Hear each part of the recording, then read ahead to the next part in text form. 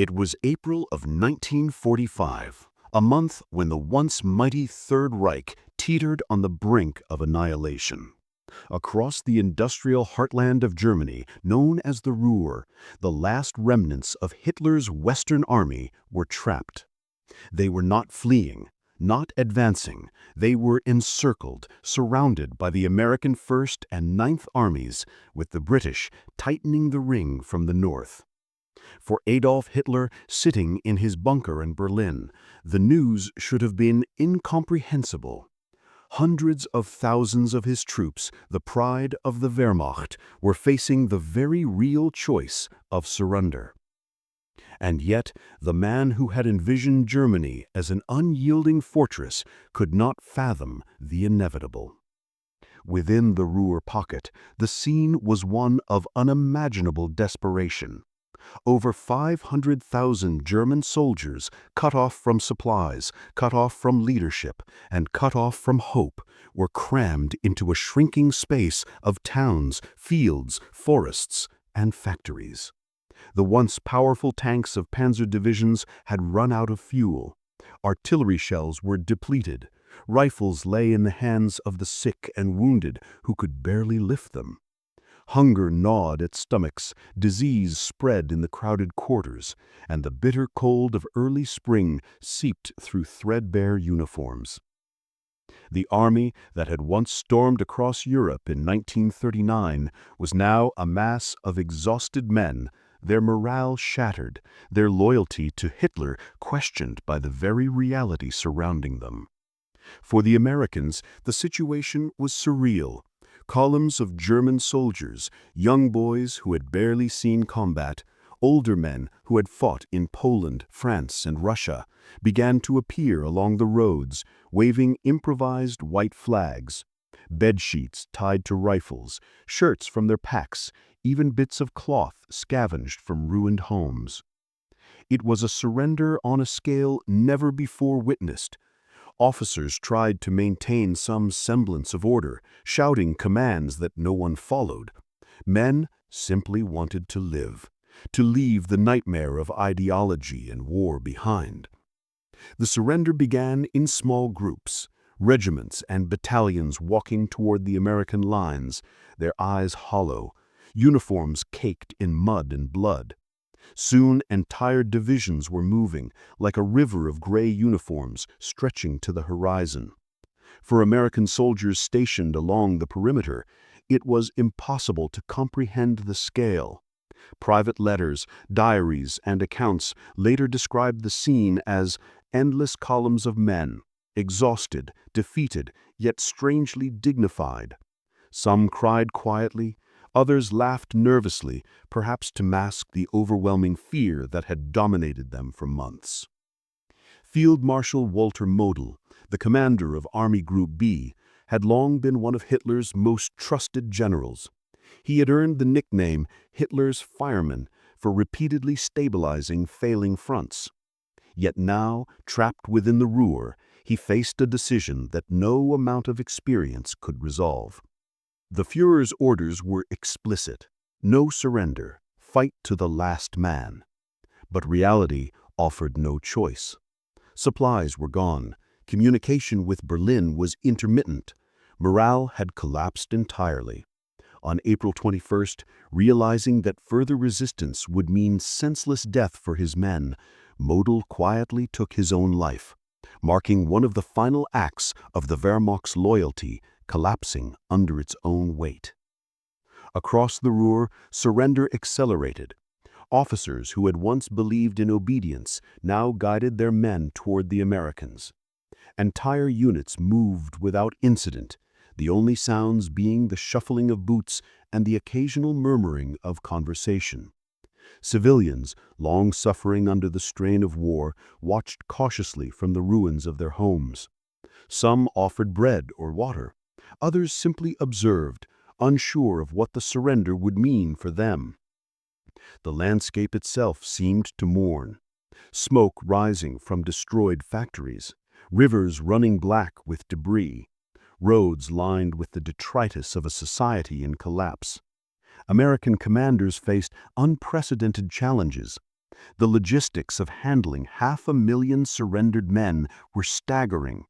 Temporary camps were erected in fields and warehouses. Medical teams worked around the clock to prevent outbreaks of disease, and every soldier was carefully documented. General Omar Bradley and his staff coordinated the operation with precision, yet even they recognized the historical magnitude of what was occurring. This was not just a surrender, it was a transformation of the Western Front, a collapse of the German war machine without massive casualties, a testament to the power of human survival instincts over ideology. Inside the camps, the human element became undeniable. German soldiers, once fierce adversaries, were now men stripped of purpose but still clinging to life. Many wept at the thought of home, of families lost or scattered. Others shared rations with the weak, offered blankets to the frostbitten, or simply sat in silence, too exhausted to speak. For the Americans, the interactions with the prisoners revealed a startling truth. These were men, not monsters. Men who had been caught in a system of war, who had believed in a cause, and who had finally chosen survival over blind obedience. Letters and diary entries from both sides reflect this human dimension vividly.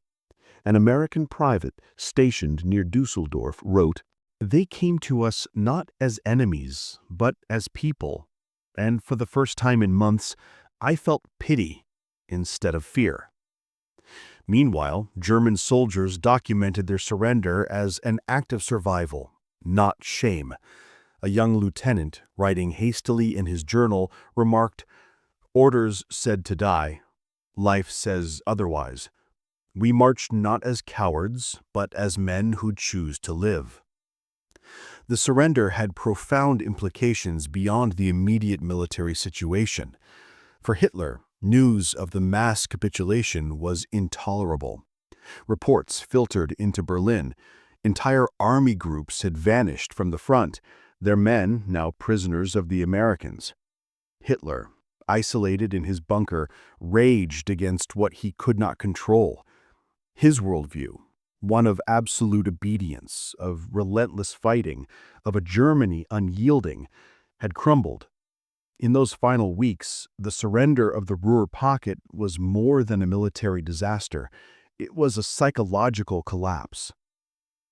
For the American troops, the surrender was both a logistical and moral test. The captured soldiers were not only disarmed, but traumatized, sick, and starving. Tent cities became miniature towns. Medical teams worked ceaselessly, and supplies were carefully rationed. Even as the Americans fulfilled their military duty, they were engaged in an unspoken act of humanity, preserving life where the enemy had once been instructed to destroy it. By mid-April 1945, the surrender reached staggering proportions. Over 500,000 German soldiers had laid down their arms. For the Allied command, it was unprecedented. For the German soldiers, it was liberation. Liberation not from war, but from the impossible burden of continued obedience. The Rhine, once a symbol of German defense, now witnessed streams of surrendered soldiers walking toward uncertain futures. This mass surrender was not marked by celebration or fanfare. It was a quiet, haunting event. Across the countryside, the sound of marching boots replaced gunfire. Columns of men wound through ruined towns, past shell-pocked factories, over shattered bridges. Civilians cautiously observed, witnessing the implosion of the war machine that had once dominated their lives. Soldiers occasionally exchanged glances with American guards, sharing cigarettes or brief words in broken English. In those moments, former enemies recognized each other's humanity. And yet, the surrender did not erase fear. The soldiers were terrified of what awaited them, of imprisonment, of post-war trials, of the unknown. For the Americans, fear was also present. Fear of disease, of uprisings, of the sheer scale of managing so many men at once. Yet through coordination, discipline, and humanity, the operation succeeded. 500,000 men were processed, fed, treated, and contained without catastrophe. The fall of the Ruhr Pocket effectively marked the collapse of Germany's Western Front. Within weeks, American and Soviet forces would meet at the Elbe River, sealing the fate of the Third Reich. For the men who surrendered, life would continue in prison camps, in Europe, and later, for many, back home. Some would return to farms, workshops, and families. Others would rebuild lives in new countries, carrying memories of surrender, survival, and the thin line between obedience and humanity. On April 21st, Field Marshal Model's suicide became emblematic of the Reich's final days. For Hitler, it was confirmation that all loyalty had been extinguished. For the world, it was a stark reminder of how rapidly empire and ideology could crumble when confronted with the inexorable force of reality. The day 500,000 German soldiers surrendered was, above all, a testament to the resilience of human instinct. Fear, exhaustion, and reason had achieved what bullets, bombs, and tanks could not. The mass capitulation demonstrated that survival is sometimes the most radical act of courage, that surrender, far from being shameful, can be an affirmation of life itself. History would remember the Ruhr surrender not merely as a military event, but as a moment of profound human significance. It was a day when the tides of war shifted without a single decisive battle. A day when 500,000 men chose life over ideology, humanity over obedience, and hope over despair. It was the day fear, once the weapon of a dictator, became a force for liberation. A day that shocked Hitler, transformed soldiers, and changed the course of history forever.